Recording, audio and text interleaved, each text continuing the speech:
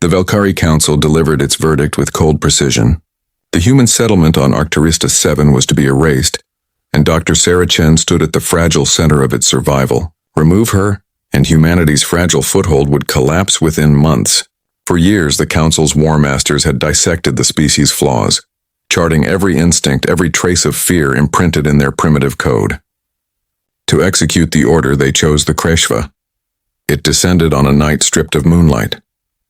Its obsidian shell devoured even the faint shimmer of distant stars. Towering 3 meters high on 6 scythe-edged limbs, the Kreshva embodied death perfected by evolution. The Velcari had bred it for 10 millennia, sculpting it through endless wars, feeding it on the flesh of fallen enemies until killing became a reflex. Its neural cortex could predict 100 battle outcomes each second.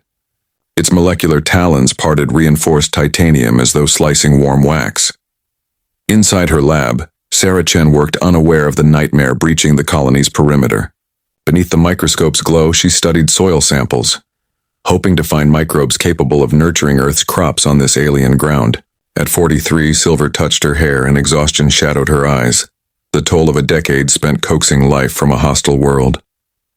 The Kreshva drifted through silent streets, unseen by drones, ignored by alarms. No human sensor could detect its presence. It was a phantom built for perfect murder. Then, a sound, soft metallic rain, brushed the lab's outer wall. Sarah looked up, adjusting her glasses with fingers stained by red dust. The door screamed apart and the creature stepped into her sanctuary. For 3 long seconds, woman and weapon faced one another across the sterile floor. The Kreshva's protocols activated. Strike the throat, sever the spine, confirm termination, retreat. Its muscles coiled for the flawless lunge that had ended 863 lives.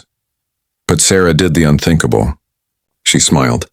Not the desperate grin of prey, but a look of genuine awe. "Oh, you beautiful creation," she breathed, her voice calm, almost tender. The Kreshva faltered. Never once had a victim greeted it with wonder. Fear, anger, defiance, yes. But this warmth was foreign, unclassified. Sarah rose slowly, steady yet unafraid. "They sent you to kill me, didn't they?" she said softly, stepping closer. The creature's combat logic screamed warnings, yet it remained motionless, trapped in confusion. "You're far from home," she murmured. "The gravity's wrong for you, too heavy, isn't it? Your world must be lighter." Another step. The talons twitched but held. "I've studied alien biology for 20 years, she continued. "You're a weapon, I see that. But I also see pain." Her gaze dropped to a faint tremor in one joint. "That leg's failing. They're breaking you, aren't they? Using you until you fall apart." Inside the Kreshva's mind, code battled chaos. Terminate the target, yet the target offered understanding, a variable it had never known. Sarah knelt, lowering herself in peace.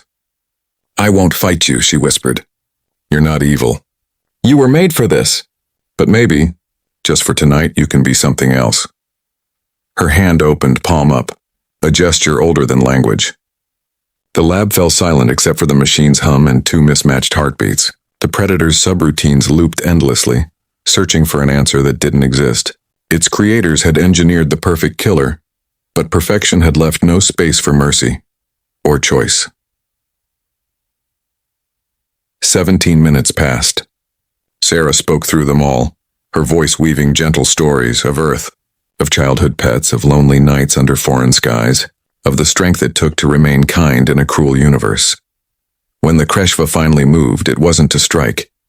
It leaned forward slowly, lowering its armored head until its alien eyes met hers. The claws that could rend starships retracted with deliberate care.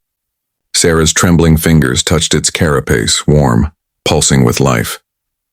"You can stay," she said softly. "No more killing. No more orders. Just rest." Somewhere within its neural lattice, a choice formed, one that would confound scientists for centuries. The Kreshva folded its limbs beneath its massive frame and, for the first time in existence, slept, not haunted by the ghosts of slaughter, but cradled by peace. 3 hours later, the security team found them. Dr. Sarah Chen asleep in her chair, her hand resting gently on the head of the galaxy's most feared predator, curled beside her like a colossal, lethal pet. The Velcari never sent another assassin. The story spread across the stars, a whisper that grew into legend. Humanity's greatest weapon, it turned out, was not their machines nor their will to survive, but their impossible, irrational belief that anything, anyone, could be saved, understood, and loved.